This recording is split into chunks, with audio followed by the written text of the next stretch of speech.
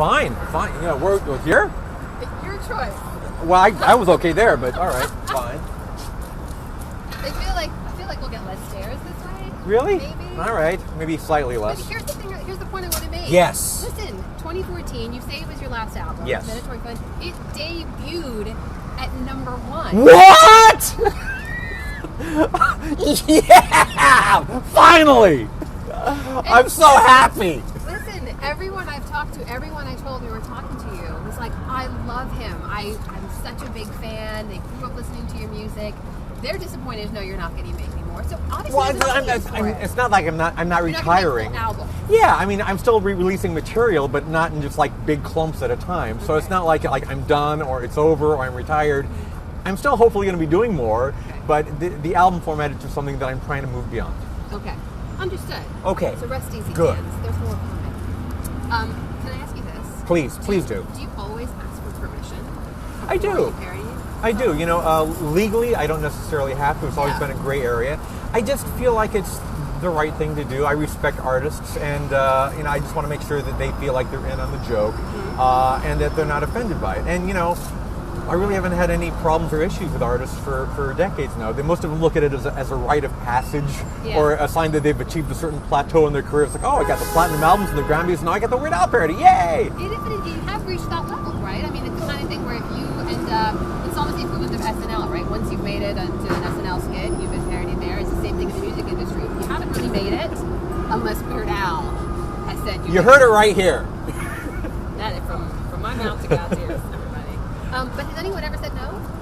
Yeah, I mean, you know, people like to focus on that, like who's turned you down. Like it's like 1% to 2% of everybody over my whole life. Okay. You know, Coolio had a problem with Amish Paradise. I mean, I mean, that was a weird case of miscommunication because I was told he was okay with it. Yeah.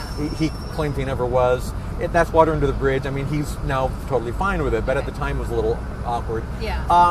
There was a issue with James Blunt with my You're Beautiful parody called You're Pitiful.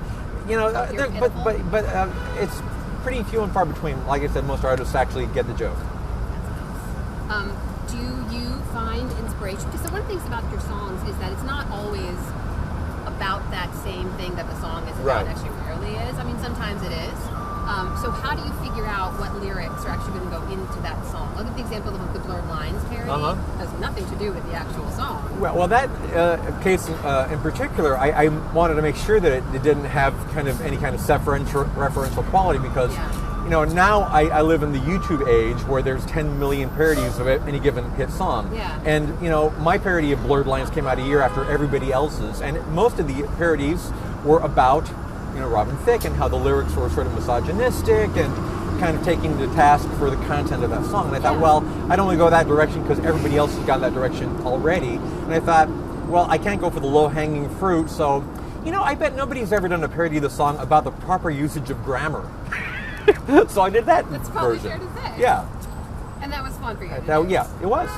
Yeah, because I've always been, you know, a bit of a grammar nerd, and it was nice to be able to, you know, talk about a lot of my pet peeves in the context of a, you know, pop song. Can you listen to music without immediately thinking of, like, how would I do this? Oh, yeah. I mean, you know, I've always been a big music fan. And what do you listen to? What do you like? You know, I listen to a lot of... Right now, I'm listening to the new Pixies album in the car. But, you know, it's just...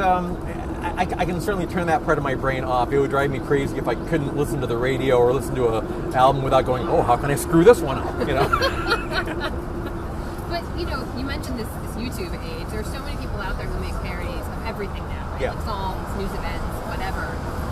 Do you look to some of that as, is that healthy, you think? You think it's good, all those forms of creativity are out there? Yeah. You are now inspiring all those folks. Well, it's nice to hear. I mean, it makes it challenging for me because, like I said, you know, I can't go for the most obvious ideas anymore because somebody else has done it, I guarantee you. But it's a health thing for our culture and our society because, you know, it levels the playing field. I mean, I wish I had YouTube back when I was starting out because, you know, I was very lucky. But, you know, but still I was beholden to the creative whims of some executives in a glass tower somewhere thinking, you are good enough and I think this is, you know, worthy to share with the world. And now if you want to share something with the world, just a couple keystrokes away and boom, it's on the internet. If it's good, chances are people will find out about it. If you were starting out now doing what you were doing, how would you do it differently? What would you do? That's really hard to say. I mean, I had an unfair advantage because, I grew up in the era where, MTV made me a celebrity, Yeah. and I became a brand name. I'm kind of the Xerox or the Kleenex of song parodies. Like, oh, in fact, my name has been used interchangeably with parody. Like, oh, he did a Weird Al version of that song, So I've got the brand name recognition now. So if I were to start out with just everybody else, I don't know. I just, by doing quality work, I guess that's all you can do to really, rise above.